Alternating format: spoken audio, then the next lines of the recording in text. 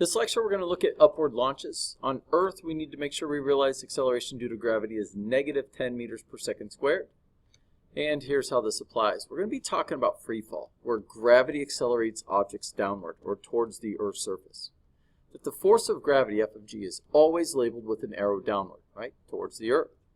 Acceleration due to gravity, or g, is negative 10 meters per second squared. So dropping an object into free fall accelerates the object downward, which is a negative direction. The object accelerates at negative 10 meters per second each second, or it speeds up 10 meters per second here. But notice the downward location, direction. So after 1 second, so let's look at this here. If you start, the instant you launch or drop the object, it's got 0 meters per second, it's no velocity. But after 1 second, it has gained 10 meters per second of velocity. And after another second, it's gained another 10 meters per second of velocity. So after 3 seconds, you should find that the velocity would be negative 30 meters per second. Each second it's speeding up, the negative represents the direction in which it's traveling. So let's look here at this picture. We have somebody dropping a ball out of a window, and we have somebody down here going to catch it. So it's just for the visual. So in the picture, we can observe a ball drop from window. We can observe how at different time intervals, the ball covers greater distances on its path downward due to its acceleration. Right, if it's traveling slower here, it's not going to travel the same distance as it continues speeding up. It's going to travel smaller distances when it's traveling slowly and larger distances incrementally as it continues to accelerate or simply speed up downward. So all of the numbers can be calculated by using the equation d of y equals 1/2 at squared. And since on Earth negative g, or acceleration due to gravity, is negative 10 meters per second squared, we simplify the equation by the height at which we drop it from equals 5t squared. And we can also apply v equals g times t, where g is negative, right? G is downward, and so is velocity.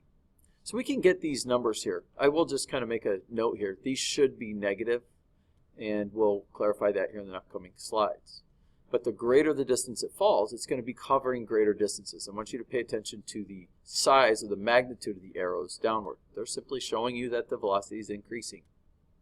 So we're going to do this scenario. We're going to say that we're going to drop a ball from this height and it's going to fall down to this catcher. So we're going to solve for a ball drop from 60 meters. So first we'll assume that the amount of air resistance on the falling object is negligible. So we're going to assume it's in free fall on Earth. So solving. So the height we dropped it from is 60 meters. D of y equals 5t squared. You're going to solve for time. It's simply the time to free fall for 60 meters. So t equals the square root of d of y, which is 60 divided by 5.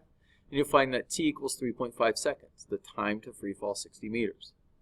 So solving, so what's the velocity of the ball going to be right before impact, or right before caught by this individual, right? So 60 meters. Well, we have to use velocity equals gravity times time, where g equals negative 10 meters per second squared, right, on Earth. As the object free falls for 3.5 seconds, its velocity just before impact is negative 35 meters per second. So let's slow it down. Let's say after 1 second, the object is traveling at negative 10 meters per second.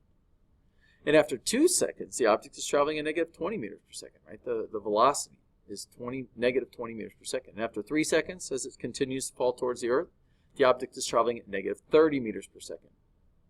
And then after this should actually be 3.5 seconds, the velocity of the object is now traveling at negative 35 meters per second. So what velocity would the catcher need to throw the ball upwards in order to reach the girl at the window? Let's say if they tossed it exactly the right velocity, you would find it simply the same magnitude of 35 meters per second, only upwards is positive. So negative is implying downward, positive implies upward. So let's go to this upward launch. So now we're talking about this conceptually. So if we look at this illustration, toss it up, goes up, and comes back down. Toss an object upwards and observe its motion. You could do this right now. The object leaves your hand traveling upwards. As it moves upwards, the velocity decreases due to gravity. It stops at the top of its flight very briefly, almost instantaneously, before falling back towards Earth, where it speeds up downward. The ball traveling upward has a positive velocity, right? We've defined upwards as positive. It is decelerating at 10 meters per second, or each second it's losing 10 meters per second. So it slows down, losing 10 meters per second of velocity each second until it stops, right? Stops here instantly. Then the ball traveling downward has a negative velocity. It's accelerating only in a negative direction, right? We've defined downward as negative. Its velocity increases downward, right? Negative at 10 meters per second each second. So let's see if we can understand what's going on conceptually in this picture, right? Here's what's going on. You toss an object straight up. We consider the object to be in free fall, where only gravity is acting on the ball, or this object. The object's motion velocity is changing, but the acceleration of the object is constant. That at all locations in this object's flight, it's in free fall. Even though it's traveling up, even though it might be stopped instantaneously, and even though its velocity might be negative, it is always in free fall. By definition, object that is only being affected by gravity is in free fall. So in the picture, it should make sense to you that the velocity of the ball hitting the ground or the floor, right here at impact, is going to be greater than the velocity, right? Greater than the magnitude of the velocity which she tossed it up at. The ball was accelerated by gravity a greater distance, so at impact, the velocity is larger. So take a look here. She tosses it up. It's slowing down, slows down, stops instantly, speeds up, speeds up, speeds up. At this point right here, the velocity would be the equal magnitude as the velocity upward, only a different, in this case it would be negative as it's traveling downward, whereas tossed upward would be positive. But it continues falling towards the ground. It is still speeding up. So the velocity downward here, the magnitude of the velocity downward, is going to be much greater, or greater than, the velocity in which she tossed it upward. That should make sense to you. So velocity is changing because of gravity, right? The letters above, A, B, C, D, and E. These all show an object launch upwards at different locations, right? At different locations in its flight. We assume that the object is in free fall. Only gravity, or F of G here, is acting upon it. So we can observe how its velocity will change in its flight. Notice, positive velocity, or positive velocity vector, no velocity vector for a reason, negative velocity vector, and an even larger velocity vector than at location D. So let's consider what's going on here. The object launched upward has a positive velocity, it's moving upwards, but the velocity is decreasing, right? So a smaller arrow here. Still positive, but a smaller magnitude. At the top, there is no velocity. It's essentially stopped instantaneously. And then on its path downward, as it falls downwards, it's accelerating in a negative direction. Negative, smaller arrow, larger arrow. It's simply traveling faster here. But if I look at the locations, if I consider these two locations the same, they're going to have equal magnitude and equal number, right? A value is going to be the same, but the upward is going to be a positive value and downward is going to be a negative value. So equal magnitudes, opposite directions. Whereas the instant it's launched, it's going to have a positive velocity here. It's going to be equal magnitude, only a negative velocity. So let's look at the math here. Upward launches mathematically. So we're looking at d of y equals 5t squared and v equals g times t. And we're talking here on Earth. So the person here, so they're going to toss the ball up. It travels up and travels back down. So the person tosses the ball upward. The velocity of the ball leaves his hand at plus 20 meters per second. It's got an upward velocity, therefore it's positive. After 1 second, right, the ball has decelerated by gravity. So it lost 10 meters per second of velocity in 1 second. So it now has a velocity from 20 meters per second minus 10. It's only traveling at positive 10 meters per second. Still traveling upward, positive velocity, but the magnitude's only 10. After 2 seconds, after another second, it actually slowed down another 10 meters per second. So the ball is completely stopped. This happens very quickly. It could kind of be hard to see. And then after the next second, right, after 3 seconds, so now it's falling down for 1 second. The ball has been falling downward for 1 second, so it has accelerated from 0 meters per second to negative 10 meters per second, right? The velocity is downward, so it's negative. You could calculate this. And then after another second, boom. After 4 seconds of total flight, right, from tossing it to getting to this location, the ball has now fallen for 2 seconds from its highest point in flight. Essentially, it's been in free fall for 2 seconds. It is now, or in this case, free fall downward. It now has a velocity of negative 20 meters per second as it's moving downward. So think of it this way. Half of the flight is slowing down, half of the flight is speeding up. But it's in free fall at all locations of its flight. So I'm going to push you a little bit. Let's make sense of this here. This is kind of the same graphic, same picture as before, but we're going to look at this a little differently.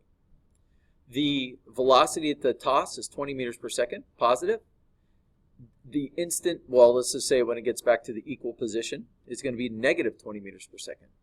So let's go back to this point here. So we toss it up, it slows down. It's losing velocity. It's losing 10 meters per second each second. After 1 second, it's now traveling only positive 10 meters per second. And in this case here, it continues traveling up and eventually stops. At equal locations as it begins to fall down towards the Earth, same magnitude of velocity, only a different direction. Negative 10 meters per second is its velocity, whereas over here is positive 10 meters per second, still traveling upward. And in this case, as it continues falling downward, the velocity here is now negative 20 meters per second, right? It fell for 2 seconds, essentially fell towards the Earth for 2 seconds. Same magnitude as over here, opposite direction. And notice these distances you can actually calculate. You can calculate these. D equals 5t squared. So you can actually determine the different distances, and they should be equal.